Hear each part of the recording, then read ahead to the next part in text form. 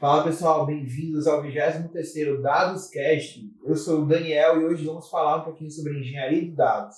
Aí para esse episódio vamos contar com a presença ilustre do Alexandre Varela, que é do Alto Cargo, e do Cláudio Lima, que é o Head de TI aqui da Benalito.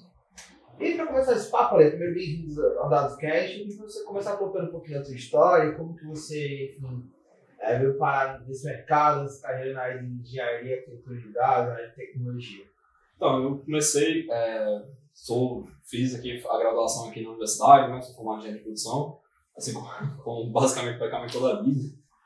E aí, sempre tive ligação com essa parte de computação, né, então eu fiz até uma parte da minha graduação fora aqui do país, na parte de computação e tudo mais, e terminei indo para a área de engenharia de produção, mas também sempre tive aquele pé um pouco na parte de computação.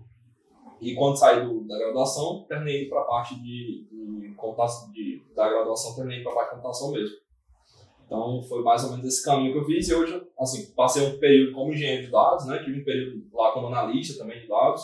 E hoje estou como gerente de TI na Alto, fazendo essa parte tanto do hard, né? Digamos assim, computadores e tudo mais, como também a parte de dados, de inovação, algumas coisas do tipo. Boa, então você veio na carreira que você transicionou em engenharia de produção e hoje coloca a área de TI na Alto. Isso. Você entrou como analista lá? Eu entrei como estagiário. Comecei como estagiário, passei 2 anos como estagiário, virei analista, aí passei alguns meses como analista, virei coordenador e depois gerente. Tinha todo um time ali quando você entrou? Não, no começo na verdade, eu era na logística. Então, como eu era na engenharia de produção, eu comecei na logística como estagiário. E aí, eu tinha facilidade com mexer com Excel, algumas coisas do tipo, e também com programação. E aí, terminamos criando esse braço lá dentro da empresa de desenvolvimento. Então, não tinha time, veio o Felipe, né, o Filipiano, veio junto para fazer essa parte de análise e tudo mais. E aí foi quando a gente começou a engatinhar nessa parte de dados, né, como um todo. E aí, Alex, como porque agora entrando um pouquinho no nosso tema sobre engenharia de dados, como é que você enxerga o papel da engenharia de dados entre as organizações? Né? Qual o grande objetivo dela para o desenvolvimento do negócio? A engenharia de dados, minha observação da engenharia de dados é que ela vem de muitos anos, né? Assim, se a gente for pegar consultores e pessoas que trabalharam com negócios por muito tempo, eles faziam o papel da engenharia de dados. Era meio que misturado com a parte de análise, né? Mas fazia o papel. Hoje o ferramental mudou um pouco. Antes você usava o Excel, você usava outras ferramentas para construir essas bases confiáveis de dados e disponibilizar, né, para o negócio.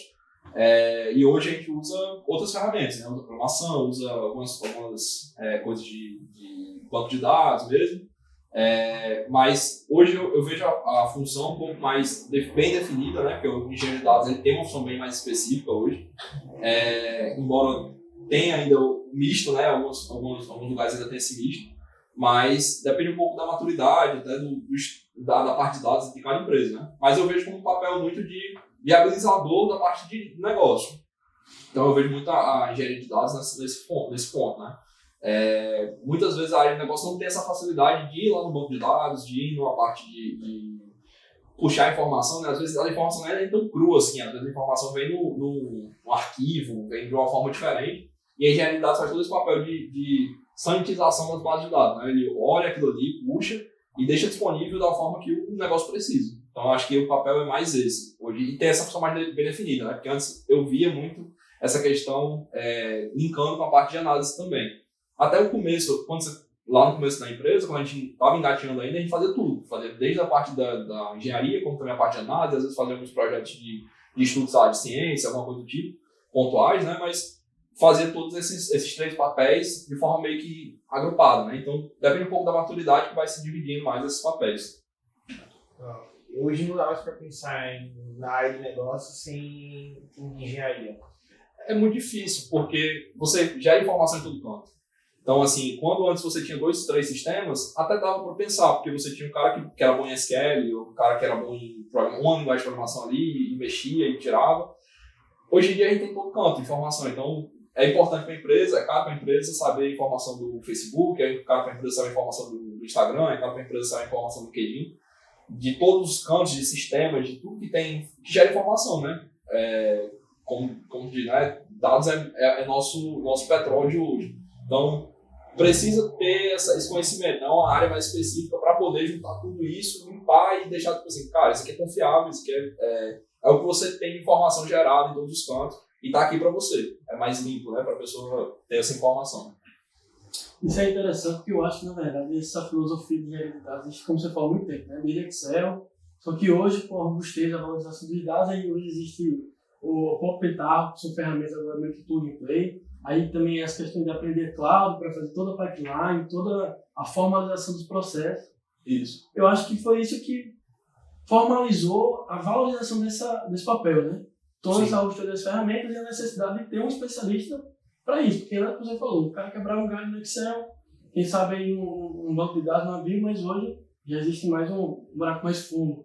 E assim, até em questão de você hoje já viu um pé mais à frente, né? A engenharia de dados hoje também tem que saber um pouco de infraestrutura. Então, para orquestrar os processos, para saber o que é que eu vou subir de máquina, o que é que eu vou subir de processo, tudo isso não tinha antes, assim. Era uma coisa que quando começou a ir mais para computação, coisas mais computacionais, aí você começa a ter essa preocupação, né? De, isso daqui eu preciso saber melhor a parte de cloud, eu preciso saber melhor a parte de tudo isso. Hoje é muito difícil falar de engenharia de dados e não falar de nenhuma das estruturas de cloud. Falar, vou subir uma máquina e vou subir um servidor aqui, é muito complicado. Porque não é muito mantenível e, até caro, até mais caro, inclusive. Eu acho legal, assim, quando eu tô conversando com algumas pessoas, o pessoal começa, isso é um termo novo, né? Surgiu agora, engenharia de dados, há 5 anos atrás ninguém ouviu falar sobre isso. Enfim, só que é um papel que ele começou, como você mesmo falou, dentro das organizações, que antigamente a gente contava o famoso DBA, né, que era administrador de banco de dados que tinha dentro das organizações. Antigamente eles não usavam o cloud como a gente usa hoje, eram servidores locais, eram outras tecnologias, mas é um papel que ele é muito antigo e que ele foi evoluindo, claro, ganhou nova roupagem, ganhou, enfim, ganhou novas atribuições, novas responsabilidades também, mas é um papel que, enfim, desde o início, quando a gente começou a pensar em organizações utilizando computadores, é um papel que existia, né? Isso. Eu entendo que a engenharia de dados, o papel, a função, né, digamos assim, existe há muito tempo. Existe, digamos assim, a posição de engenheiro de dados existe há menos tempo. Mas sempre teve essa função, seja você fazer um compilar de informações, seja o que for, você fazia aquela junção das informações e deixava mais palatável as pessoas que iam usar, né, na área de negócio. Então, acho que sempre existiu. E aí eu acho que daquela visão. Às vezes era até indo um pouco mais à frente, indo para a parte de negócio, né? Assim, o cara que tinha facilidade, se for pegar um consultor, se for um cara que trabalha em consultoria, vai dizer, eu pegava os Excel lá do sistema, juntava tudo, fazia uma base de dados com os PROC-V da vida e gerava uma base para gerar um dash do Excel. Então, tipo assim, o que esse cara estava fazendo que a gente não faz hoje, né? Então, é mais ou menos a mesma coisa, não tem muita diferença. A diferença é mais a parte de análise, né, que ele está fazendo ali, mas de resto é bem parecido. Isso é muito bacana, porque o Excel fazia a parte de tratamento e visualização dos dados. E hoje a gente tem o Power BI, sei lá, e qualquer outra cloud para fazer esses dois segmentados. Né? Hoje tem uma visão muito... Depende do que você precisa, né? Tipo assim, o Power BI ele tem essa função tanto de fazer as bases, como também a função de fazer as agregações, como... ele pode se comportar da forma como você quer que comporte, né? Então, é bem variável essa questão. Mas, assim, hoje tem ferramentas melhores que o Excel para fazer tudo isso, né? Hoje, com certeza, a gente tem ferramental, tanto na parte de engenharia, como na parte de análise, como na parte de ciência, muito mais robustos do que usar o Excel não, como base para tudo. E, Ale, falando um pouco mais desse tópico, como é o seu dia a dia na área de engenharia de dados? Lá na Lauto, como é que funciona o seu papel? Você bota a mão na massa? Como é a filosofia da Lauto quanto a isso? A gente teve recentemente, né, o projeto de estruturação dos bases de dados, estruturação do todo o BI. Eu não coloco a mão na massa, mas assim, algumas coisas pontuais a gente mexe ainda, mas bem pontual mesmo. Boa parte do meu tempo aí, se eu for fazer uma área da vida para ele, é a parte mais de gestão. Essa parte de engenharia, o que a gente faz mais é usar alguns funcionários que já foram desenvolvidos, né? Então, a gente tem toda a estruturação do BI, de extrair as informações dos bancos de dados, extrair as informações das fontes, né, de origem, e junta tudo no BigQuery. Então, a gente tem vários datasets lá, com as informações de diversas fontes de dados, e a partir disso a gente tem algumas rotinas que a gente consegue criar essas agregações, né, entre fontes diferentes. Então, o que a gente usa muito no dia a dia é isso. cria tabelas novas, cria coisas novas, fontes novas de dados, fontes novas não, bases novas de dados, né, para poder usar no BI, ou tirar um relatório, ou fazer uma análise.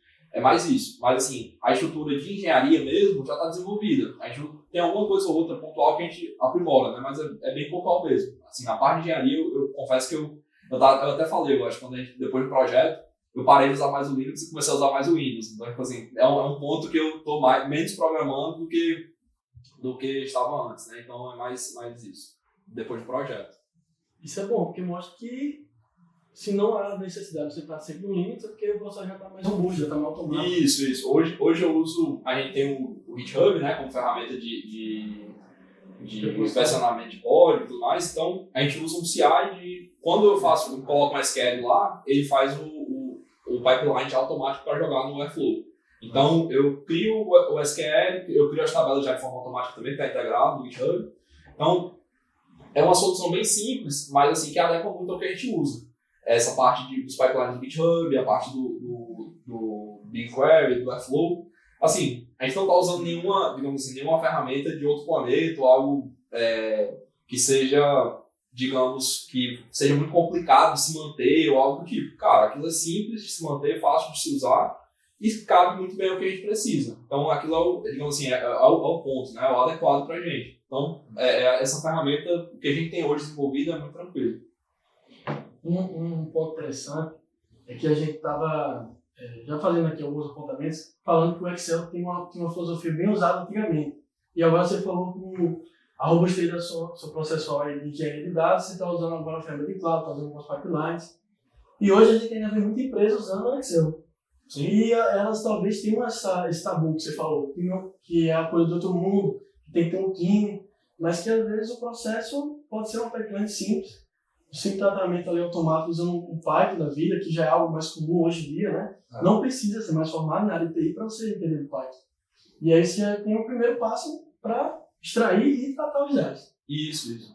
Hoje o Excel ainda é uma ferramenta legal para fazer análise, para fazer muita coisa visual. Assim, eu acho que o Excel, quando quero fazer alguma coisa simples e rápida, o Excel é muito bom. É uma tabela, você faz as consultas que você quer fazer, quer ver uma visibilidade fácil, o Excel é muito bom. Mas, assim, hoje em dia não tem mais essa digamos assim, esse bicho de 7 cabeças que era antes. Acho que essas bibliotecas, tudo que foi construído já com o tempo, e a engenharia de dados tem evoluído muito com os anos, né? Assim, vamos supor. Até pouco tempo atrás, a gente não tinha operações ácidas dentro de engenharia. Não tinha, não, né? Mas, assim, a gente não tinha bancos analíticos de fazer operações ácidas. Então, eu não podia fazer um update, não podia fazer algumas coisas do tipo. Então, eu tinha que fazer estratégia, né? Eu fazia uma dimensão de mudança lenta, que eu pegava e botava as datas e horas lá para dizer quando era válido ter registro. Então, tipo, eu tinha algumas alternativas para fazer aquilo funcionar. Hoje já tem ferramentas que fazem isso. Então, assim, aí é aquela coisa, depende do que tu precisa. Se tu precisa daquilo, é importante você ter. E tem ferramenta para isso hoje. E é fácil, não é nada de outro mundo, não. A gente vê muita gente migrando muito para a área de TI. E, assim, não é algo que você precisa entender do micro da TI, do como funciona, do microprocessamento. É importante você entender o básico, assim, mas usar a ferramenta, iniciar uma ferramenta, usar, cara, tranquilo. Ainda mais o Python, que eu vejo que tem muita coisa que tem facilidade, né, que você fala de integrações. Se você usa o Excel hoje, cara, você tem o Excel, você consegue fazer várias coisas com data frame do Pandas, vamos supor, que, tipo, poupa o teu trabalho de você ficar fazendo rotina lá, de, tipo, vou copiar isso aqui, vou fazer isso aqui, vou fazer aquilo lá, até para você automatizar o teu processo mesmo. Então, dentro lá da empresa, a gente tem algumas pessoas que fazem esse tipo de coisa. A gente estava até, a gente descobriu de uma forma não muito boa que estava caindo a intranet da gente. E aí a gente foi ver, o menino estava usando Selenium para lançar umas notas. Aí eu, bicho, mano, lança de noite. Mas é uma ferramenta que ele facilitava o dia. Você, vou lançar 100 notas todo dia. 40, 50 notas todo dia. Não preciso ficar todo dia lá lançando uma a uma, né? Óbvio que poderia fazer uma automação, porque já é uma ferramenta interna, mas assim, foi super legal ele ter feito lá a automação dele, fez o Selenium, e a gente vai usar agora para fazer um outro pipeline realmente mais automatizado, que não vai depender dele mais para extrair as informações. Mas, de forma geral, é isso. É bem interessante. E e é aberto a você poder testar, né? Isso que é interessante. Se você tiver a curiosidade, tiver a busca, você consegue fazer vários testes. E acho que muitas empresas querem esse tipo de coisa, né? Querem esse tipo de coisa de você ir atrás e, tem uma ferramenta aqui que pode ajudar a fazer esse tipo de coisa. Hoje tem muita ferramenta disponível, até o próprio ChatGPT aí que surgiu, que é uma coisa do outro mundo. É uma ferramenta disponível para você usar como uma ferramenta do seu trabalho, né? Não é uma coisa que vai acabar com o seu trabalho, é uma coisa tipo, é uma ferramenta para você usar junto com o seu trabalho, assim, para facilitar o seu trabalho. Então, a gente tem muita coisa disso. Tem vários chats GPTs aí pelo mundo disponíveis para a gente usar. Então, basicamente a gente entender qual é o nosso problema e ir atrás, né? Buscar o que pode ajudar a gente. Uma coisa que eu ia falar também era sobre questão de segurança, porque a lei acabou falando do chat GPT, né? E o Luiz tinha que falar de uma questão sobre segurança lá, que eles tinham proibido os colaboradores usarem o chat GPT, porque não tem... Teve esse problema no Copilot no começo, que teve um bug, que eu não lembro se foi no Reddit que falaram isso, mas botaram lá a prova, tipo assim, que é a foto do negócio, né?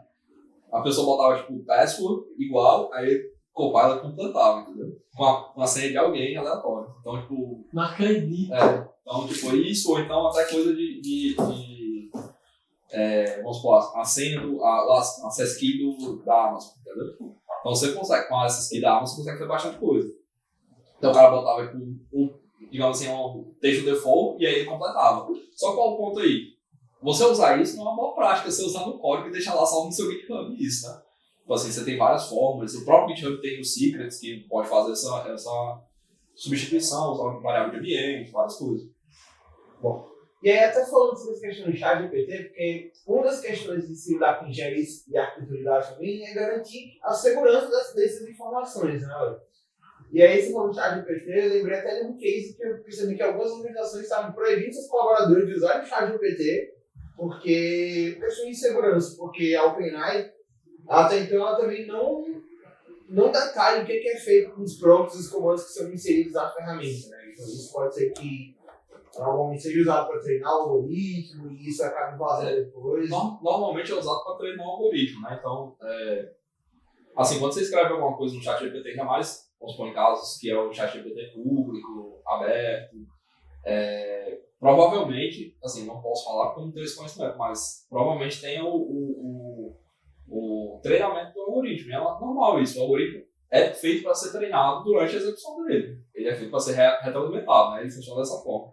Então, tem que ter cuidado com o uso por isso. Assim, existem casos que pode acontecer de aquela informação que você colocou ser usada em outra resposta de alguém, né? Então, é importante ter esse cuidado. É uma coisa muito nova. Eu acho que eu entendo o bloqueio, né? Por conta disso, assim, é um bicho muito novo e a gente fica com medo e fala, não, bloqueia que é o mais fácil, entender o que é, para depois resolver. Mas, assim, eu acho que eu acho que é mais um papel de conversar com as pessoas, ensinar o que é, né? Explicar o que é aquilo, entender, trazer alguém que talvez que entenda melhor daquilo. E as organizações usarem ao seu favor. Porque, assim, se você não está usando, alguém vai estar usando. Então, é importante você ter esse cuidado de o que a gente pode usar e até que ponto aquilo pode ser usado, né?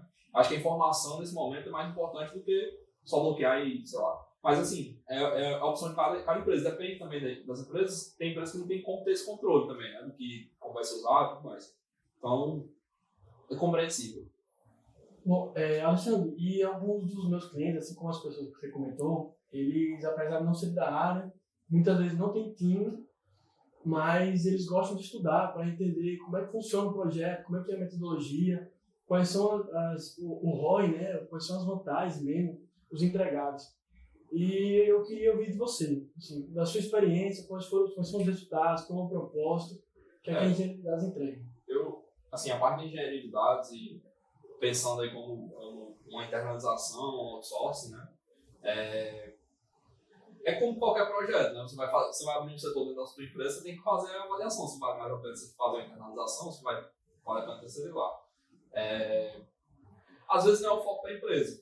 Vamos supor, lá na empresa a gente tem um foco no transporte. Então não faz sentido a gente formar time de dados, de engenharia, de tecnologia muito focado no curso. Se a gente tivesse uma empresa de tecnologia, digamos, o nosso foco fosse venda da tecnologia, ou aplicações e tudo mais, eu acho que faria sentido, mas assim, em alguns pontos não faz tanto sentido. E aí vai aquela ideia de o código da empresa ser internalizado, a inteligência do negócio ser internalizada, né? E a parte mais que a gente pode fazer outsourcing, fazer outsourcing. Mas a ideia do projeto de engenharia de dados, que seja, né, é ter essa visão de qual minha premissa, né? O que é que eu quero fazer com esse projeto. O ROI vai depender disso, né? O retorno que eu vou ter no investimento vai depender do que eu quero, qual o meu objetivo. Vale a pena eu ter essas bases mapeadas, bem estruturadas, disponibilizadas para eu poder gerar análise? Eu tenho capacidade de gerar análise hoje? Talvez você não tenha, às vezes você não consegue gerar análise porque você não tem estrutura. Então, esse foi o nosso ponto. Então, a gente olhou assim, a gente tem uma estrutura mínima, a gente usava o Petarro, usava o Postgres e fazia tudo nessa estrutura. Tinha alguns pipelines de Python, algumas outras coisas, mas tinha a estrutura principal, que era o que puxava boa parte das informações que eram passadas pelas pessoas da empresa. Não tinha essa estrutura geral, bem organizada, com base de dados analíticas. Então, não era tão estruturado assim. Tinha um início ali. E o projeto foi, por que a gente não usa, porque a nossa análise de dados ela não tem tanta informação, porque qual o problema que a gente tem para gerar boas análises?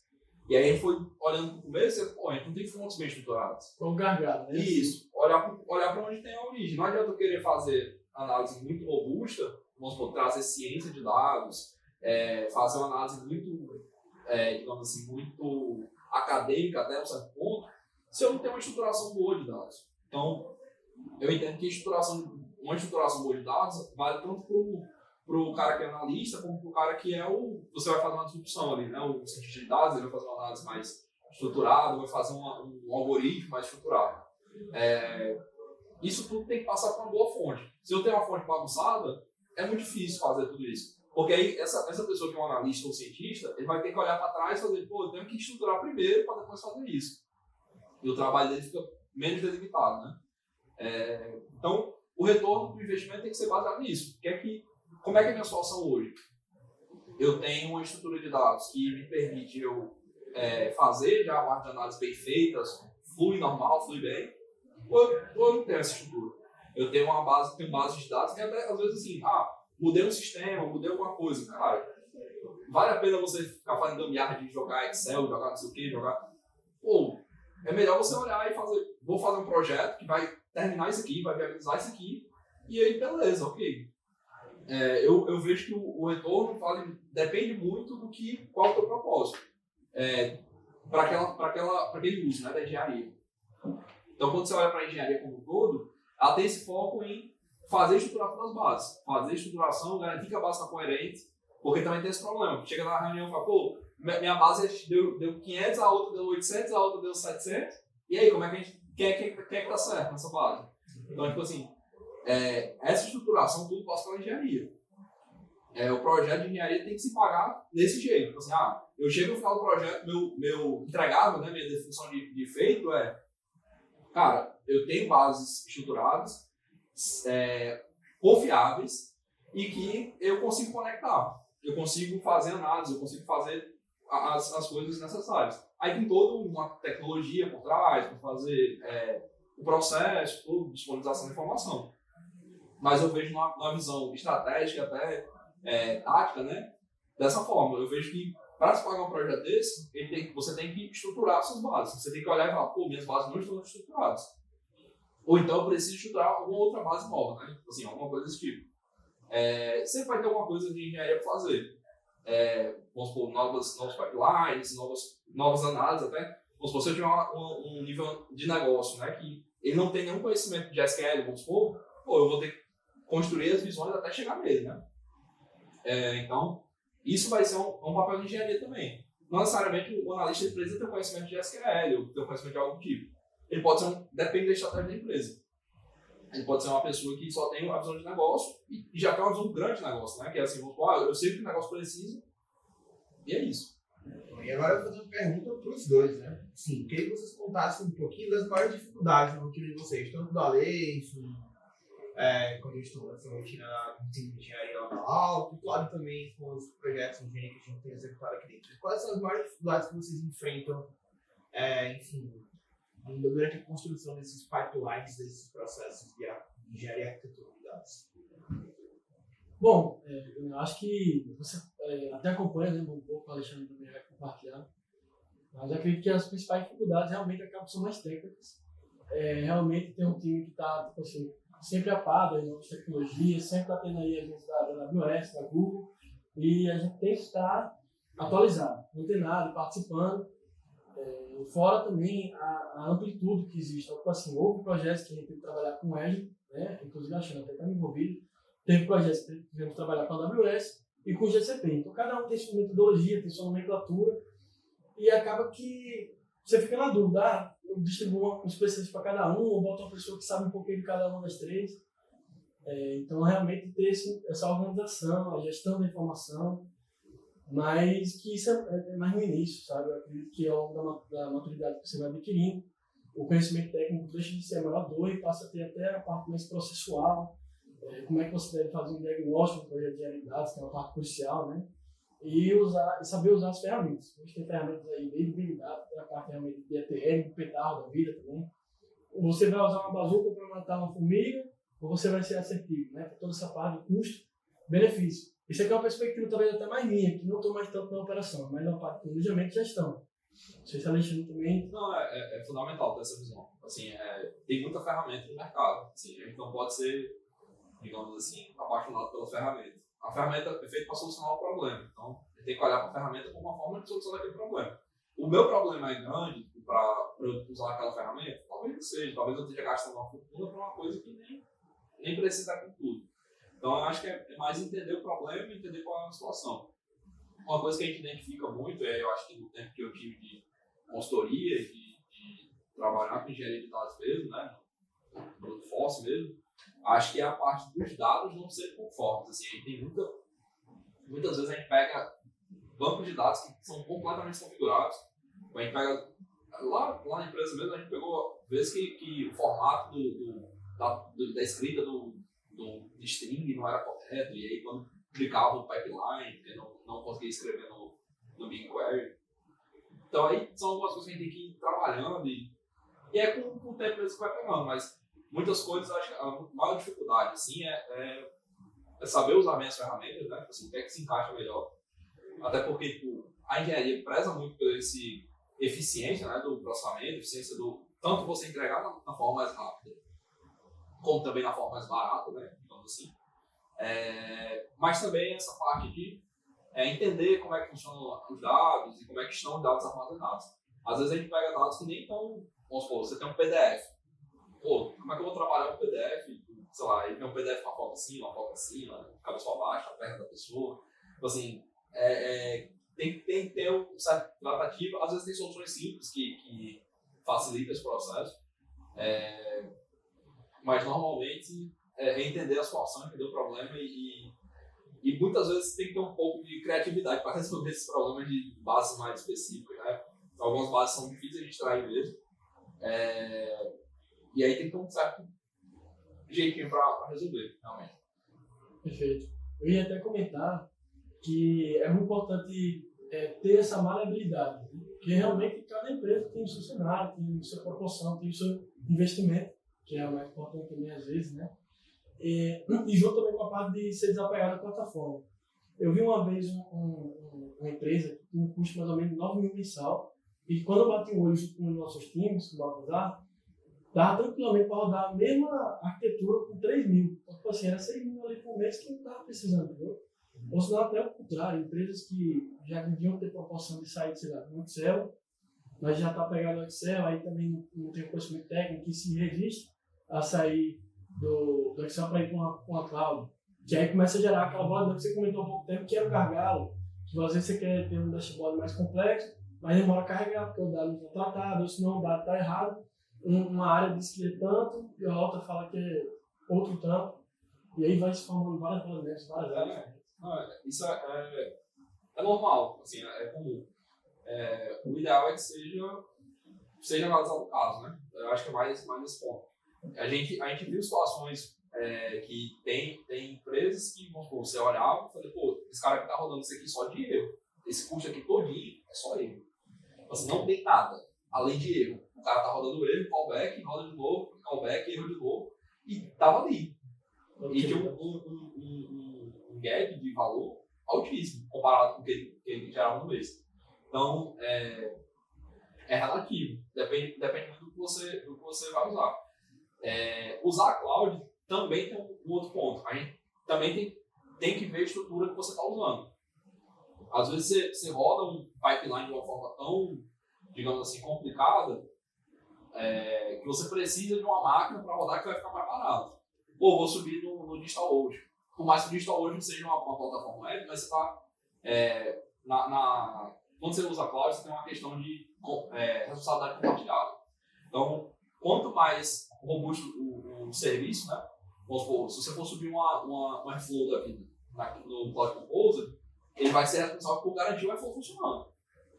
Se eu for subir uma máquina, eu tenho mais responsabilidade. Eu subo a máquina, eu tenho que garantir o Airflow funcionando, eu tenho que garantir o Kubernetes funcionando, eu garanto tudo isso.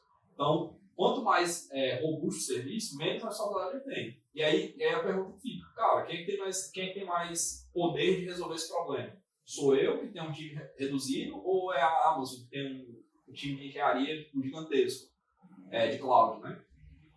E até você falando muito sobre cloud, sobre custo, responsabilidade compartilhada, e mesmo uma situação que eu passei recentemente. As 2 semanas atrás, sentei para negociar com um cara que é o dono da empresa, o CEO, e o head da área de TI. E aí a empresa tem toda a infraestrutura local. E o CEO me perguntou, tá, a infraestrutura da gente hoje é toda local. Vocês recomendam a gente migrar para a nuvem ou não? E aí eu fiquei numa situação meio delicada, porque se o head da área de TI só escolher uma infraestrutura local, não poderia chegar para o cara e falar, não, vamos migrar para a nuvem. E isso eu fiquei numa situação meio complicada assim. E aí eu queria trazer para vocês a pergunta, quando que ainda vale a pena, se é que ainda vale a pena em alguns casos manter a infraestrutura local? Assim, a infraestrutura local, o servidor, em média, ele é, sei lá, 30. Um servidor, ok, né? Assim, não um servidor, um computador que eu botei lá, tipo, um computador que o fulano usava e virou um servidor.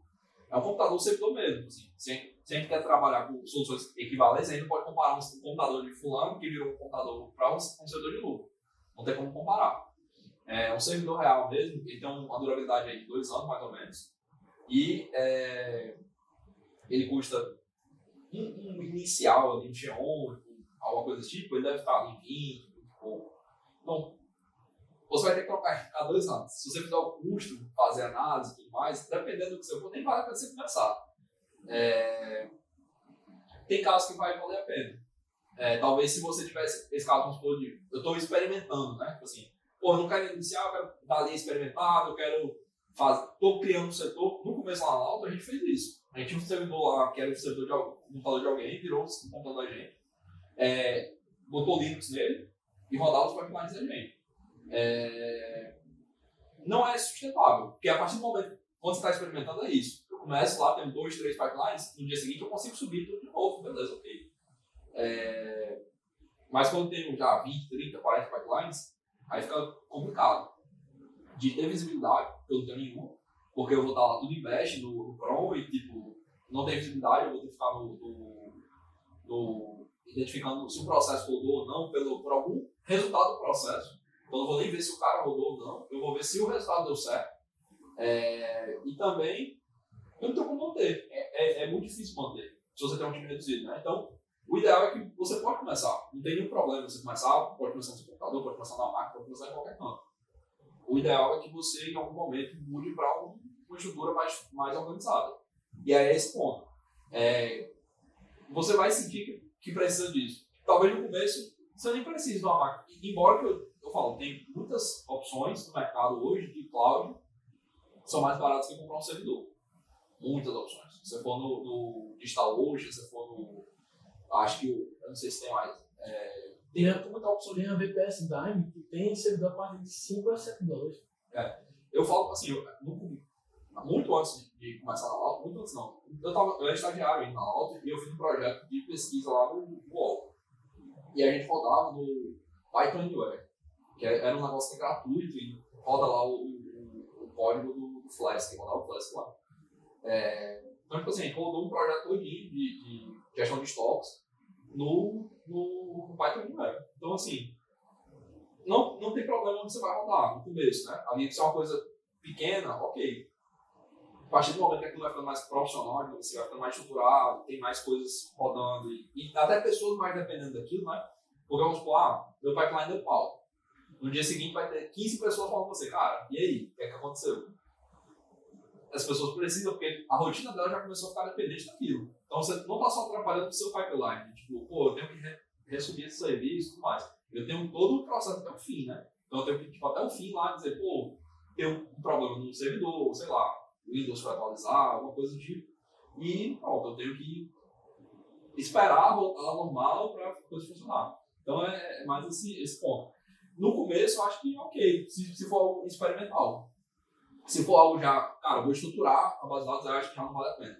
Não vale a pena você ter um servidor local. É mais para você experimentar mesmo.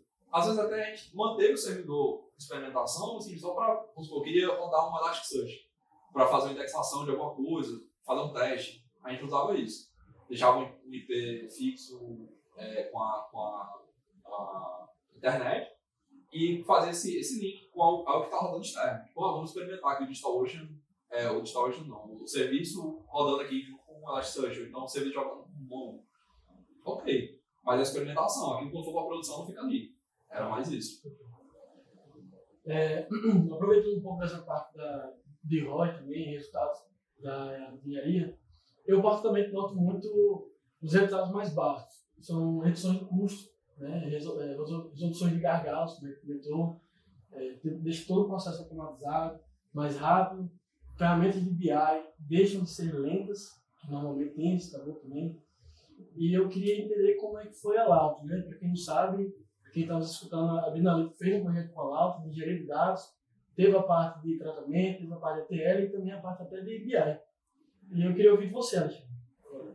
O projeto que foi tocado pela BI, né, teve um resultado assim, enorme na parte de engenharia de dados, que eu acho que era o core inicial, né? Ali a gente fez centrado nisso, da estruturação geral de todas as bases e fazer todo esse processo. Acho que foi o que a gente precisava de mais pesado era a parte de engenharia. E teve esse resultado, realmente, a gente fez toda a estruturação, todo o processo de construção dos pipelines. Aquilo que eu falei de, pô, hoje eu uso mais o Windows do que o Linux, é muito por conta desse projeto. Que a gente tem todos os pipelines estruturados e as rotinas também de construção de novos pipelines de forma simples, né? De forma bem fácil de ser usado. Até uma coisa que a ideia é que as pessoas, nosso time, comecem a usar essas rotinas também. Assim, pessoas que não têm essa familiaridade com tecnologia comecem a usar. Então a ideia é a gente estar evoluindo para isso. Na parte de BI, a gente teve 3 entregas, né? Duas entregas interessantes. A parte das visualizações, acho que foi bem o início do que a gente precisava. Assim, óbvio que o foco do projeto era engenharia, então a parte de visualização foi mais para a gente ter uma noção de onde é que podia chegar aquilo, mostrar o resultado, né? Tipo assim, era mais desse, cara, isso daqui, porque engenharia em si é muito difícil você vender. Como é que eu vendo uma base de dados para um nível estratégico, né? É muito difícil. Eu vou dizer, pô, tem as bases todas estruturadas, né? Massa, legal. E aí, como é que você me mostra isso? Qual é o resultado de visão que eu tenho, né? Então, a parte de visualização é muito importante para a gente mostrar esse resultado. Então, naturalmente, a gente começou a fazer uma estruturação de self-service, de informação, então a gente está começando a usar as contas do Power BI para as pessoas começarem a construir suas visões. E aqueles dashboards foram construídos com a BI, mas para mostrar que, assim, ó, essas informações estão hoje disponíveis, estão automatizadas, estão tudo construído. E a área de negócio fez um projeto aqui de vamos fazer o que é que vocês precisam. Isso, a gente precisa dessa visão, desse indicador. Então, construir toda essa informação a partir do que foi gerado na parte de engenharia, né? Acho que o projeto, assim, como um todo, foi bem interessante. Primeiro, a parte de engenharia, que assim, era fundamental, era uma coisa que tinha muito tempo que a gente estava tentando fazer. A gente tentou fazer internalizado e terminou que não rodou, não foi para frente. E aí, acho que esse ponto foi que a gente foi para essa parte mais de outsourcing mesmo. E a parte de BI em si era mais essa questão de ver o palpável, né? Assim, Para a gente, é palpável ver a base de dados lá no BigQuery, mas o nível estratégico não vê isso. Então, era importante ter essa parte de BI. Então, era importante ter essas visões, começar a gerar outras visões também. Acho que também foi uma coisa que foi rodando em paralelo com o projeto, né? A partir da que a engenharia entregando as coisas. A empresa tem um dash de hora extra, a empresa tem um dash disso, a empresa tem um dash de contábil. Vão surgindo novas ideias, né? Outras coisas. Como a gente tinha acordado 2 dashes, assim, das áreas core do negócio, né? A gente fez um dash de logística e de operações. Então, esses 2 dashes foram, assim, eram as áreas que estavam mais relacionadas e que construíram todo o projeto, assim, eu preciso disso, eu preciso daquilo, eu preciso dessa visão, eu preciso desse nível de informação. E, assim, não só a visão do dash que é importante, como toda a estrutura foi criada para chegar nela. Então, aquele dash, vamos supor que foi criado, tem uma base de dados estruturada que já vai servir para outra coisa. Então, tudo isso está englobado no projeto, né? Então, acho que foi bem importante e até a gente teve essa conversa já, mas é um ponto de sucesso. Realmente um caso de sucesso de um projeto que teve um bom desenvolvimento e os resultados bem palpáveis, bem entregáveis mesmo. E tudo, tudo automatizado. Né? Isso. Que é a parte mais importante. Inclusive, um dos papéis que mais se dois também, que a gente vê em alguns dos clientes, é quem está na operação, quem está ali extraindo a base do sistema, que às vezes demora, e quem está ali no Excel fazendo as fórmulas, que também é chato, é um trabalho macio, como você falou, e outro, né? Querendo ou não, quando tem um ser humano por trás, tem mais de erro, você pode estar com sono, você pode botar com outra coisa na cabeça, ele não prioriza. E aí o gente entra também, né? Tipo assim, automatizando todos os processos, deixando o custo menor, sem margem de erro. Isso também é todo o coração, né? Desde a parte de engenharia até a parte de BI. Na verdade, até muitas vezes a pessoa está com sono, está cansada para fazer isso. Assim, às vezes surge a necessidade de você fazer uma análise, cara, estou na reunião, surgiu um insight de uma ideia de que eu tenho que fazer uma análise, e amanhã a gente se reúne de novo, traga a base. Então, como é que eu faço isso de um dia para o outro, com um monte de coisa para fazer já e com um monte de informação? Quando eu já isso automatizado de uma forma bem simples, cara, eu me preocupo em construir o que é que eu quero agregar. E não como eu vou agregar, né? Assim, hoje eu tenho a preocupação, eu quero fazer uma consulta no banco de dados, eu estou querendo ter informação de um canto para o outro. Beleza, eu me preocupo com que informação eu preciso. A parte do processo rodar é com o computador lá. Eu me preocupo só com a informação. E assim, é bem simples, bem palatável, né? Assim, eu preciso escrever um SQL para quem tem familiaridade, é uma coisa assim, que você diz quais campos você quer. Basicamente, você diz assim, eu tenho esse Excel, eu quero esses campos aqui. Então, seleciona, né, quais campos você quer. Então, é bem tranquilo. Eu acho que é uma forma mais fácil de fazer do que até ter esse risco, né? Vamos falar, eu estou cansado, eu vou juntar lá, faço um PROC errado, às vezes erro o campo, faço toda uma análise baseada num negócio errado. E aí, esse é o problema. Às vezes a margem é pequena e aquele errozinho ali prejudica muito o teu projeto. Meu projeto era de 100, mas na verdade o número era 80. E aí eu estou me cobrando um projeto de 100 com o número de 80, que era esperado, né, real. Então, assim, é importante ter essa visão. Todo o processo automatizado de engenharia facilita muito a parte de negócio. Então, a área de negócio hoje faz, cara, eu preciso de uma visão de onde estão alocados os veículos. A gente tem espaço hoje, então como é fácil fazer isso? Há um tempo eu teria que baixar vários Excels, juntar, fazer PROC-V, fazer isso aqui, e passar um trabalho de, ligar para as bases para saber se o carro realmente está lá, saber isso. Às vezes era mais complicado. Então, e o tempo. O tempo do funcionário é importantíssimo. Às vezes tem mais de uma pessoa envolvida. Hoje já vi casos também, acho que até da minha casa, de ter uma pessoa que metade da semana dela, 3 horas por dia, ela dedicava a fazer esse tipo de processo, averiguação. Eu estou mostrando agora que tem 3 estagiários, que estão suportando por aí. Mas esse ponto é muito comum, assim. Tem pessoas que o trabalho deles é fazer essas destinações, fazer essas agregações. Às vezes o tempo que ele gasta fazendo isso é menor do que o tempo que ele gasta fazendo análise. E o cara é analista. Então, tipo assim, não faz sentido. Não faz sentido. O cara gasta, na semana, vamos supor, para fazer um relatório. No começo, quando eu era na logística, a gente tinha um sistema que era muito lento, para baixar os relatórios. E aí, quando a gente ia fazer a agregação, tipo assim, a gente deixava o relatório e ia fazer outra coisa. Era a tarde todo dia para a gente extrair o relatório no Excel. Tipo assim, pô, um Excel de, sei lá, 30 mil linhas, 40 mil linhas, ele passava o dia todo para tirar tudo, e aí a gente calculava uma vez no mês, tipo assim, uma reunião mensal de resultados. A gente reservava uns 3, 4 dias antes para fazer toda a extração, compilar o que ele podia fazer antes, que tinha informação que estava mais perto, né? Então eu tinha que reservar 4 dias para poder fazer as extrações, fazer as funções, as análises, montar a visão. Então, tipo assim, cara, isso hoje pode ser tudo automatizado. Tipo assim, no dia de noite eu consigo olhar e falar assim, pô, beleza, o resultado hoje não foi bom, como é que a gente vai fazer amanhã? Entendeu? É até isso na visão de negócio é até diferente. Em vez de você estar olhando pro que passou, né? Vamos supor, eu olho a visão de um mês. É como se eu estivesse olhando, pô, nesse mês aconteceu isso, isso e isso. Cara, mas e aí? O que aconteceu no começo do mês? A gente não poderia ter atuado antes? Então, quando eu tenho uma informação mais próxima, né? Eu consigo tirar resultado mais rápido. Isso a gente identifica até em coisas que a gente fez internamente. Não posso entrar muito no detalhe, mas assim, a gente identifica que coisas que eram muito massivas, manuais, e eram olhadas só no final do mês, digamos assim, no final da semana. Quando a gente olha o dia a dia agora, pô, a ação é no outro dia já. Então, todo dia eu tenho que tomar uma ação nova para resolver aquele problema. Em vez de estar, semana passada aconteceu isso. E aí, beleza. Na próxima semana, quando eu voltar segunda-feira, eu vou lembrar de que eu tenho que fazer alguma coisa porque aconteceu alguma coisa no passado. Então é outra coisa, outro ritmo, né, também. Dar uma diferenciada também nisso. Mas isso é a metade do tempo com o dobro de produtividade.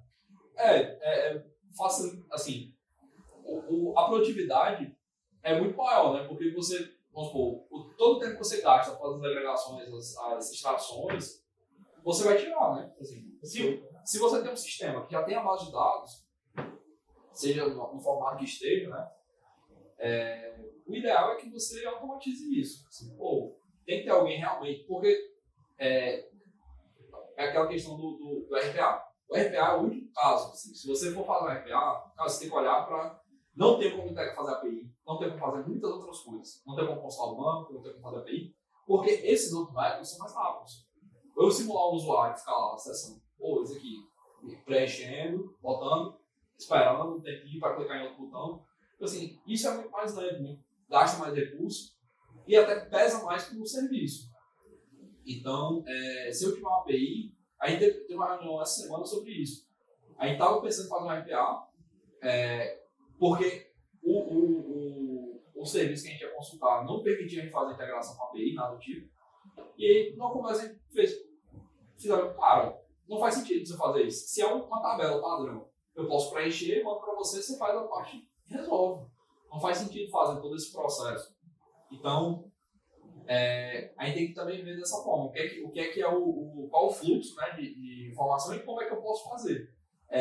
Eu fazer um usuário ir lá no sistema, preencher, fazer, encher, baixar relatório, isso é muito mais trabalhoso. Se eu consigo buscar no sistema, para o sistema, inclusive, vai ser mais rápido. Se, tipo, eu consigo ir lá no SQL da vida, fazer uma consulta no SQL e jogar para minha máquina no processamento do Excel, é mais rápido do que eu jogar no servidor, que muitas vezes acontece no sistema. Eu jogo para o servidor, fazer um processamento do Excel de 60 mil linhas. Aí o servidor trava, porque ele não é feito para isso. Ele é feito para, vamos supor, ter uma coisa externa, e aí a arquitetura do sistema também impacta nisso. Mas, assim, o usuário em si, teoricamente, tem que fazer isso. Se for necessário, minha visão, certo? Se eu vou fazer lá meu tempo, eu posso ter uns 20% ali fazendo isso. Aquela lógica do Pareto. 20% eu posso estar fazendo essa análise porque é alguma coisa que vai ser automatizada. Mas no meu dia a dia, todo dia eu tenho que acordar e passar um ano fazendo a mesma coisa, baixar um relatório não automatizado, que pode ser automatizado, assim não faz muito sentido. Porque realmente o cara não pensa naquilo. Ele está pensando em baixar o relatório, gerar a agregação. E aí, quando ele termina todo esse processo, que é lento, porque depende do sistema, depende do computador também, que às vezes o computador trava, tudo isso depende. Ele termina tudo isso, aí é que ele vai fazer a análise.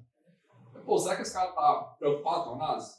Ele está mais preocupado, talvez, em ter um número e mostrar um número. E não só fazer a análise e olhar, cara, aconteceu esse caso aqui em específico, em tal lugar, que é o que o negócio precisa, né? Então, a visão dá uma mudada também, quando a gente fala dos dois, né? Assim, numa situação que eu tenho esses arquivos, esses relatórios, para uma visão que eu tenho um processo mais automatizado. Então, a forma de lidar com o número é diferente também. E a gente também lançou uma pergunta nas redes sociais da gente, um tópico que perguntaram muito, para a gente trazer para esse papo que a gente falou que eu falar sobre engenharia de dados, a diferença entre Data Lake e Data Warehouse. E aí eu sei que é um ponto bem polêmico, mas é uma dúvida bem comum, e um pouco do assunto assim, eu queria que vocês contassem, pessoal, a diferença entre DW, o Data Warehouse e o Data Lake. Então, existem as estruturas híbridas, né? Tipo assim, pode ser um, pode ser o outro, pode ser os dois, depende muito do que você vai estruturar, né? Normalmente se escolhe um para fazer. Então, quando a gente fala Data Lake, a gente pensa mais em estruturas tanto estruturadas, dados estruturados, como não estruturados. Então, a abordagem também muda um pouco. Então, eu guardo mais registros ali dentro. Eu tenho um legado histórico maior. Então, tem um pouco de diferença do Data Warehouse, que é a estruturação normal de dados mesmo. E aí você tem estruturação de fálaco, dimensão, arquitetura estrela, arquitetura floco de neve, tem várias. É um mundo, né, digamos assim. Mas a ideia do Data Lake pro Data Warehouse é que o Data Warehouse ele é mais, digamos assim, ele tem menos, né, tem menos informação, mas ele tem informação mais concisa. Então, eu vou estar falando ali de uma formação mais estruturada, um banco de dados. Às vezes você usa até banco de dados relacionais mesmo. Então, por muito tempo a gente usou Postgres como o nosso DW ali, né? Então, às vezes a gente usa essas ferramentas normais mesmo de banco de dados relacionais, em vez de fazer um banco de dados analítico, né? Então, existe essa diferença e o Data Lake ele vai ser mais voltado para tanto informações estruturadas como informações não estruturadas. Então, vamos supor, guarda uma foto, guarda coisas que não são, digamos assim, estruturadas, né? Por só lá num banco de dados. Então, tem um pouco dessa diferença e você normalmente guarda mais o legado. Então, aquelas abordagens, né? Que a gente falou de dimensão que se muda que muda devagar, né? Com o tempo. Algumas coisas desse tipo são abordagens que a gente usa no DW mais do que no Data Lake. No Data Lake a gente tem outras abordagens, né? A gente usa functions, algumas outras coisas para poder fazer essa relação. Mas, assim, são estruturas de bases de dados. Às vezes existe um híbrido dos dois, que é uma mistura. Normalmente você escolhe um, mas existe os dois. Cara, tem algumas coisas que eu não preciso ter um histórico, eu não preciso ter isso, não preciso ter um armazenamento. Basta fazer uma junção e colocar um banco de dados. E outras coisas eu vou ter, cara, isso aqui é importante, eu tenho um histórico, eu tenho todo o percorrimento daqueles dados. Então, meio que um pouco dessa diferença. E até o nível do consumo, né? Porque o Data Lake nem sempre elas são pronto para o consumo como o DW. Nossa, isso. E até as ferramentas mesmo que se usam são um pouco diferentes também. Quando a gente fala de Data Lake, a gente normalmente usa ferramentas mais analíticas. Porque é uma complexidade maior de dados, né? Então você tem muitos dados, muita coisa lá rolando. É muito utilizado para coisas de Big Data, né? Então quando a gente tem uma estrutura muito grande de geração de informação, às vezes vale a pena usar uma estrutura dessa, né? Que aí eu tenho artifícios melhores para usar, eu vou trabalhar muito em eventos, algumas coisas desse tipo. Enquanto no DW eu vou ter uma estruturação mais quadrada, digamos assim, né? Fato de dimensão, uma arquitetura estrela, o foco de neve, alguma coisa mais acho mais direcionado. Mais simples, assim. Até mais simples, mais organizado. E você tem também essas camadas também. Uma coisa do Data Lake, você pode ter também umas camadas de informação. Legal. Tudo isso. Bom, e aí, para a gente chegar no nosso podcast, queria agradecer muito ao Alexandre, né, por ter topado o nosso convite, enfim, ter contribuído com esse conteúdo. Foi muito legal esse papo, de verdade. Acho bem útil e educativo também, né, para quem está aprendendo um pouco mais sobre esse mercado, sobre essa área de atuação, enfim, sobre como de fato ter um bom nível de engenharia e arquitetura dentro dessa organização pode trazer resultado, né? E queria agradecer a Cláudio também, né, por ter, enfim, topado bater esse papo com a gente também, então, trazer um pouquinho da sua experiência no alto também para a gente essa conversa. E queria abrir para as considerações finais, enfim, vocês fiquem à vontade para. Eu agradeço o convite, né? É sempre importante, acho que a gente está associado às empresas aqui, né, do estado, tá? Tem muito isso dentro da empresa, né, de fazer com que as empresas daqui da região cresçam junto com a gente, né? Então, é muito importante, eu acho, que ter essas conversas. A gente sempre tem essas conversas meio que em off, mas é importante também ter esse momento. Agradecer pela sua participação, quando quiser chamar de novo, estou à disposição. Mas é isso. E aí, para você que gostou desse episódio do DadosCast, não se esqueça de se inscrever nas nossas redes sociais, né? Vou ver na Link Dado no Instagram, no LinkedIn também. O DadosCast está disponível no YouTube. Postamos também alguns cortes, alguns momentos mais interessantes nas nossas redes sociais, tanto no Instagram quanto no LinkedIn. Mas o nosso episódio em áudio está disponível nas principais plataformas de podcast, como seja Spotify, Deezer, Google, Apple Podcast. Enfim, e se você quer ver o conteúdo de vídeo, está lá no nosso YouTube. Então não se esqueça de se inscrever também no nosso canal, nas nossas redes sociais e até o próximo episódio.